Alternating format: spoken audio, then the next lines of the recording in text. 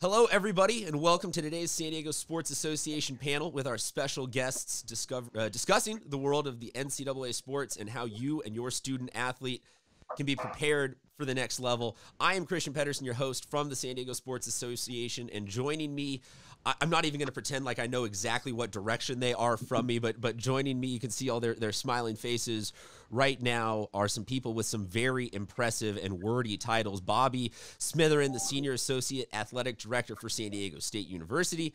Anthony Martinez, the Assistant Athletic Director of Athletics for Compliance at USD. And Jackie Armstrong, the Senior Associate Athletic Director for Compliance at Point Loma Nazarene University. What all of those collective word sentences means is that they are here to help us educate you guys on the world of NCAA.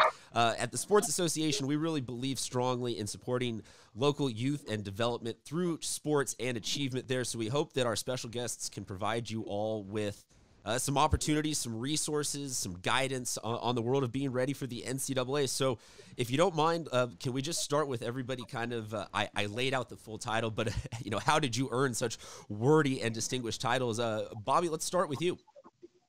Yeah, thank you, Christian. And it's a privilege to be on this panel with my co-panelists as well. And I've been at San Diego State University for 12 years now in the role of Senior Associate Athletic Director for Academic Services. I oversee all the academic services our student athletes receive, including admissions, NCAA initial eligibility, just all the academic support. And then as well as I supervise the sports of football and softball at San Diego State. So really have a long career in college athletics and here to serve our student athletes. Anthony Martinez from USD. Yes, I want to reiterate thank you also for having me on the panel. It's a pleasure to be here among some of our colleagues. This wrapping up third year at San Diego. I oversee all of our compliance and governance operations as it relates to the NCAA, the West Coast Conference, Pioneer Football League for football, and all of our sports here. Also working alongside our campus partners with institutional rules, regulations, and such. Also oversee softball myself here at USD, so have that in common. But again, happy to be here and provide whatever information we can during this time. Oh, man. So I'm talking to two people that are missing out on their beloved spring sports right now. Genuine sorry for that. Right. Ms. Armstrong, lay it out for us. How did you get to your distinguished position? Yeah, I started in athletics probably about 10 years ago. AD Ethan Hamilton asked me to come over and kind of head up Division II compliance. So I said, yes, why not? Been doing that for probably 10 years. I oversee compliance, student athlete eligibility, one-man shop. I actually help Ethan with internal affairs operations as well, and kind of assist Ethan in other fashions if necessary. So I'd like to just dive straight into it. We're going to be talking about the world of how student athletes, their parents, junior college, anybody and everybody can potentially figure out the right way to be involved in their dreams of NCAA athletics. And I just want to start with the question of, how do you even evaluate if this is the right opportunity for you? Bobby, let's start with you. Yeah, I think there are a lot of pieces that go into evaluating if a intercollegiate athletics opportunity is the right one for you. I think things such as educational opportunity. Is it the right fit for you educationally? If you are somebody who is a institution that's showing interest in you as a athlete, does not have business as a major, then maybe that's not the right institution for you. I think the profile of the institution has to match your needs. Is it a public school? Is it a private school? Is it small? Is it large? Is it urban? Is it rural? So I think those are a lot of factors that students should evaluate when they think about where do they want to spend the next 4 to 5 years of their life and that value of that degree and what that means to them. Certainly, if mom and dad are going to be paying the expenses of a college education, certainly the budgetary needs for each family is something that has to fit into that as well. I would say also kind of real quickly, the competitive environment of the institution. Does that meet your athletic ability and goals? I firmly student athlete, And not everybody can be the starting quarterback at your brand name university, but maybe there's a place for you that is a great fit for you athletically as well as educationally. Jackie, you represent a smaller school in Point Loma Nazarene. Is the mindset any different for schools that are small or lower divisions? Yeah, the beauty about higher education is that it's not one size fits all. There's lots of options out there. So if you are looking for that spiritual faith-based component in your college journey, then the private liberal arts schools are a great way to look into that and to promote your spiritual growth.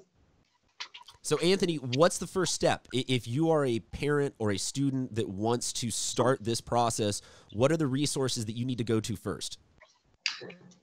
Well, I think, putting together a plan and really having that conversation between the parent and the student as far as what are their academic goals, what are their athletic goals, and start figuring out where they see themselves. So that way you can really put a plan together.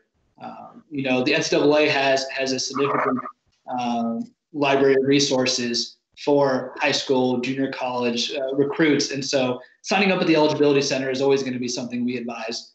There's never a time where it's too early to enroll with the Eligibility Center and start submitting your transcripts and test scores.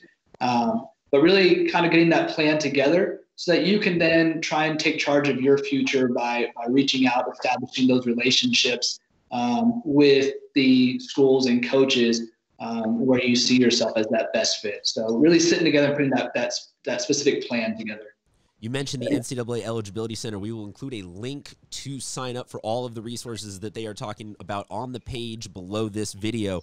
Are there deadlines? Should you have had this done by freshman year, so you have tests done by sophomore year? Is there a really specific set of deadlines, or is this something that just you get it done when you get it done? Jackie? Yeah, for Division II, the junior year is a good year to start Eligibility Center to kind of get all rolling. And then you roll into your senior year, getting your transcripts in and test scores in. But probably the junior year is a good time to get that recruiting process going with Eligibility Center. Does the process differ for Division I? Yeah, Christian, I would add that for Division I, we educate our prospective student athletes to register by their sophomore year in high school. I think to piggyback off of what Anthony was sharing about having a plan, it's really important to identify to your high school counselor, others that are involved in your education, that you have a desire to participate in intercollegiate athletics so that they can advise you correctly, educate you correctly, make sure that you're meeting the various requirements that the NCAA has set forth for initial eligibility. So I think that's a critical component as well. What changes between underclassmen and high school athletes and junior college athletes for the Eligibility Center? Anthony, do you want me to take that, or do you? I'll take that on. Sure. So regardless if you're a high school recruit or a junior college recruit, you're going to have to register with the Eligibility Center. The difference being if you're going directly from high school to the four-year institution, be it Division I or Division II, you have to be a final qualifier. As a junior college recruit, you may not have to be a final qualifier and meeting all those NCAA marks, depending on how long you're at the junior college, what courses you took there, and would you have been a final qualifier at a high school. So there's a number of factors, but regardless if you're a high school recruit or a junior college recruit, you're going to need to sign up for the Eligibility Center. Anthony, you've mentioned a couple times having a plan and taking tests. I know that in the recent news, the NCAA has kind of waived certain requirements for SATs, ACTs, all that kind of stuff, but I would assume that in the long term, it's going to return to that platform. So give us kind of an outline of what might be a good plan or good practices for those student athletes looking to take tests. When should they start taking those tests? What kind of tests should they be taking? Sure. Well, because the NCAA allows you to have a super score and takes your best score in each category, be it the SAT or the ACT, I would say if you're somebody in the 21 graduating class, as soon as those testing centers are available and you feel comfortable going to those testing centers next fall, it's something that should definitely be considered, obviously with their health and safety in mind first and making sure they're comfortable at the testing center. Because you're right, it is going to return at some point. And so, the tests this summer have largely been canceled, but they are going to return next year. And so if they haven't taken a test already going into your senior year, you want to take it in the fall. Give yourself an opportunity to take it again if needed. Ideally, you've taken one during your junior year, and so you have a chance to improve on that as well. So this fall, they should definitely be looking for those testing centers to be available, and hopefully that is the case. Bobby, I was hoping you could speak about maybe beyond the testing, what are some other elements of a prospective student athlete that SDSU or somebody will just be looking into? Is it social media practices? Is it any sort of extracurricular, other academics? Who are the people that you talk to maybe that a student athlete wouldn't think to keep in good standing in their life? Yeah, I think when I think of our coaches going out there and recruiting, they're looking at three things. One is the athletic evaluation, two is the academic evaluation, and then three, and sometimes more importantly these days, is a character evaluation. And, I think with technology being what it is these days, coaches are very adept at getting on social media sites of prospective student athletes and making those character evaluations to see if they're going to be the best fit for their program and for their university. So we certainly always encourage prospective student athletes to represent themselves the best they can, treat it as it would be a job interview. And so having social media sites that they would feel proud showing grandma, mom, dad, whomever, that represents them the best that they can. So, having your grades available to be viewed by coaches, having transcripts and test scores readily available, knowing where they're going to be competing, having athletic highlight tapes. All of these pieces really help to give coaches the best information they can have to make quality decisions.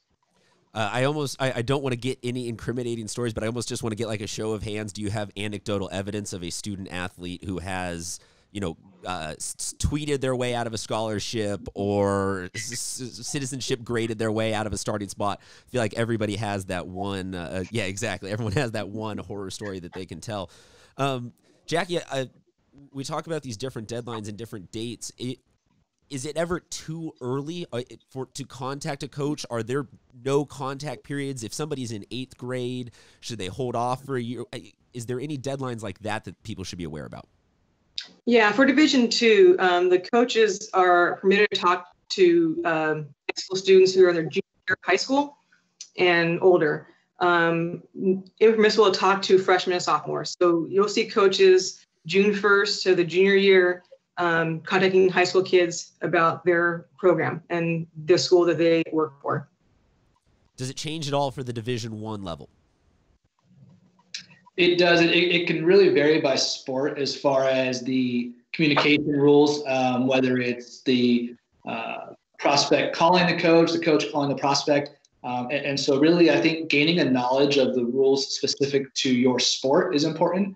For example, a men's basketball coach can receive a call from a recruit, a freshman recruit, whereas a volleyball coach cannot receive that call from the recruit, from the freshman. So I think, gaining knowledge of the recruiting process for your sport specifically is important. So, collaborating with your either high school coach or club coach who likely has built relationships, it is something important to do as well to kind of make sure you're aware of those dates. And Christian, I would add to that, and I think both Anthony and Jackie will attest to this, a great resource is the Guide for the College-Bound Student Athlete. And that's something that if families and prospects just simply Google that, they will find that document. It provides, I think, a really all-encompassing document of information that hits initial eligibility standards to amateurism standards, and certainly the recruiting calendars that Anthony is speaking of, and really having an idea of when those deadlines hit, timelines. That document really does a good job of presenting those timelines for people that maybe this is one time they go through this in their life. We all live with this on a day-by-day basis, and it's a challenge if you're a family to navigate this maybe one time in your life. You mentioned the word amateurism standards. I was hoping you could maybe just elaborate a little bit on that, because I think that might be very murky for some people. I'll turn to Jackie or Anthony. Jackie, go ahead. I need to correct something. My previous question, June 15th is when coaches can start to juniors. I just made a mistake on the date there. Amateurism, very important for Division II, with students having to not have played professional. And most of the students, high students, have not played professional ball, but just making sure that we protect the amateurism, so when they do come to play college, that we're good to go and they can compete right away and not be held back because of amateur rules. I think that a lot of students will encounter people who are recruiters, recruiting firms, recruiting services. How much do you guys deal with those people? Is there a you should trust them, you shouldn't trust them, hard and fast rule? I don't want to necessarily put anybody on blast, but is this something that people should just say, hey, contact the school directly anyway? It's nice to have a recruiting service. I will let you guys answer that, maybe how it's you see fit to answering that. Anthony, we start with you. Sure. I think that's really up to each individual, as far as what they feel comfortable with, and what they can see the benefit of somebody else reaching out on their behalf. There is a little bit of legislation regarding these recruiting services and not promising a scholarship or not being contracted to get a scholarship. Really, it's more to put that recruit's profile out there, right, and try and reach out on their behalf and get them on coaches' radars. And so I think it's really up to the individual and the family. If they feel like that's a benefit for them, then they should utilize it as a source and maybe not 100% rely on that. But if they don't feel that's their strong suit, then maybe it is something that they should look into. There might be other families and individuals who feel that they're sufficient in their own efforts of getting their child or themselves onto the recruiting radar of coaches and don't need it. So it really is just kind of an individual decision. Anything else to add there, or can I move on? Yeah, I think I just want to say I think it really depends. Everybody knows who the blue chip recruit is, and likely those individuals, if they're being pursued by many institutions, wouldn't need those kinds of resources. But there are others who maybe to extend their profile, their ability to have outreach to institutions that they may not otherwise be connected to. Those services can certainly serve that. I would also add that, similar to what Anthony said, that I think these are a lot of things that people can do these days on their own. You can send a email, you can outreach to coaches, you can put together a highlight tape. Students are very hip these days as to all the technological advances at their fingertips. And so I think there's a lot people can do for themselves. And again, that I think it's also a decision from a financial perspective. If you can afford those services and how that benefits you in the long run. You bring up financial. Is that a resource that also they should look to learn about on the NCAA? Say that it's not going to be a full ride scholarship. Where are some places that people can go to still figure out ways to have access to grants, loans? Any tips you have on that front? Jackie? Yeah, for Division II, we have a partial scholarship model. A lot of the schools will stack money and use government grants, need-based aid, academic money, encourage students to do well academically. That SAT score or that high GPA can lend you an academic scholarship, which we can use to pair with the athletic aid to get you a full ride at a Division II school. So definitely doing well academically would help you in those areas. Anthony, I see you nodding your head there. Yeah, I agree. And specifically in our equivalency sports, where we're stacking aid. And another item to stress is to register, do your FAFSA. Too often we see students who are already on campus before they're actually filling it out. You want to make sure you fill that well in advance to see what financial assistance you qualify for. And hopefully the coach that's recruiting you is also advising you on that, so that you have a great picture of what that financial package might look like. And Christian, to kind of bust some myths, I think it's important to, especially at the Division I level, to educate people that not everybody's on a full scholarship. We have certain sports that are full scholarship sports, such as men's and women's basketball, football, where they do not provide partial scholarships. And we have other sports, baseball, softball as examples, that are what we call equivalency sports, where you can provide anywhere from 10% of a scholarship up to a full scholarship, 100%. So it's important to understand within your sport, within divisions, because Division III does not offer athletic scholarships, how that works amongst divisions, amongst sports, and then utilizing the FAFSA as a resource to, everybody should fill that out. So you may be surprised at what you may qualify for, to try to put together the best financial aid package that you can to sustain yourself financially. Again, we will include links to resources that they have discussed during the duration of this podcast on the page below us at the San Diego Sports Association website. I don't know if there is a definitive answer to this question, but what ripple effects will be felt because of what's going on right now in terms of spring athletes having another year of eligibility? Is this something that just the current juniors will feel an effect for? Do you see this happening a year or two down the line, that recruiting classes and numbers will be changed, or is this really going to be business as usual and nobody has anything to look out for? Anthony, we can start with you. Sure. I think, because all of these spring sports student athletes got their year back, it is going to create a change in circumstances for the next several years. And so I think making sure to have honest, transparent conversations during the recruiting process is going to be key, and asking the right questions as far as what that roster size is going to look like now, for next year, and then obviously who's returning the years after that with maybe a season that they didn't plan on having, and what financial aid is going to be available with individuals coming back over the next several years that maybe weren't initially intending to. So there is going to be a bit of a ripple effect, obviously, yet to be seen on what that all will look like. But it's just going to have greater communication, over the next couple of years.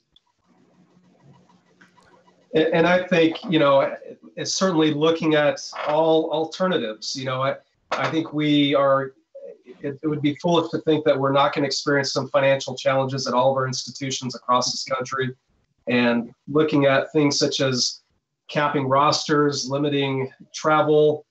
There's a lot of things that people in intercollegiate athletics are looking at, and that will have an impact on how coaches recruit, as I said, rosters. So it's going to be important for people to communicate, as Anthony said, and to really be, I think, open to any and all opportunities and not be closed off because of some of the financial challenges that we're all going to be facing moving forward. Jackie? Yeah. Our current juniors who have not signed or committed yet are kind of pinched right now because the seniors from the spring sports are coming back, and some of those juniors who haven't committed yet, those transfers haven't committed yet, they go now. They're trying to find a spot to land, and so they're being pinched right now. But yeah, I think there'll be a trickle-down effect down the road with these recruits and rosters in the future. It certainly will be an interesting situation as we maybe wind up with like some baseball rosters that have 30 or 40 extra people on them and a couple extra relief arms or something like that over the next couple spring seasons. I feel like we've touched on a pretty wide variety of subjects, but I am also not the expert. You guys are. So maybe if I could ask you just closing remarks, what is maybe one big thing that we missed, or just that you would leave as an imparting piece of wisdom? We'll start with you, Jackie. I think, continue to do well academically, enjoy your sport, do well on your sport, own your recruiting process. You have to kind of sometimes go after the coaches and make sure that they know who you are, and own it, and it's your journey. So take hold of your journey and yeah, sorry. Bobby, we'll move on to you. Yeah, I think there are a lot of misnomers these days about who's being recruited. How do I know I'm being recruited? And this may become even more challenging as we move down the road here. But I think, I want to leave with some people, with our people that will be viewing this. How do you know that you're being actively recruited? And so here's a couple ideas, tips that I've come up with. One, coaches are evaluating your practices and games. If you see somebody with a San Diego State shirt at a practice or a game, then they're maybe actively evaluating you. Coaches are sending written correspondence. They're sending text messages, emails at that first opportunity they can do it. If it's June 15th, between their sophomore and junior year in high school, and on June 15th, I start receiving those kinds of correspondence. I receive a phone call. That's really letting you know that a coach is really interested in you as a recruit. Coaches requesting that you come on campus. We have what we call unofficial visits, where you pay for your own expenses to come onto campus. And we have official visits where we pay for expenses for a recruit to come onto our campus. So when those types of activities are taking place as well. Obviously, receiving a verbal offer of an athletic scholarship, coaches asking for academic transcripts, all kinds of those kinds of engagements with coaches really let you know that you're being actively recruited, because too often, especially in showcases and events, your name may land on a coach's listserv. You may start receiving mail, but that doesn't really tell you that you're being actively recruited. So really asking questions of coaches, being engaged, and being prepared, I think are critical. Anthony. Yeah, so I think, if I were to sum it up, I think one thing I want to highlight is to really, when you're taking charge of your recruiting journey, take the time to build relationships, authentic relationships with the coaches, with staff that you may meet, because you're going to visit places that have great facilities. You're going to visit places that have a great environment, but you're going to spend your next 4 to 5 years at this institution with this group of people. And so you really want to make sure that you're building the relationships to have the best idea. Is it the right fit, the right culture, and somewhere that I see myself for the next 4 to 5 years, that my family will entrust this institution with their child for the next 4 to 5 years. So just gaining as much information and building those relationships as strong as possible during the recruiting process is really key. Would you be okay if we shared all of your emails on this page so that anybody has any follow-up questions, they are able to get a hold of you guys? Yeah. No problem. Awesome. Well, thank you everybody for tuning in, and we hope this is just, I'm assuming that we have just gotten to the tip of the overall NCAA iceberg, but I hope this has been a good icebreaker for you guys. Once again, we will have all of the links to the different resources that they discussed, NCAA eligibility, financial-wise, everything below you on the page, so make sure to check that out. Thank you, everybody, for joining us. We hope this is the first of many opportunities for the San Diego Sports Association to reach out on the new digital platform. Everyone have a great day and stay safe.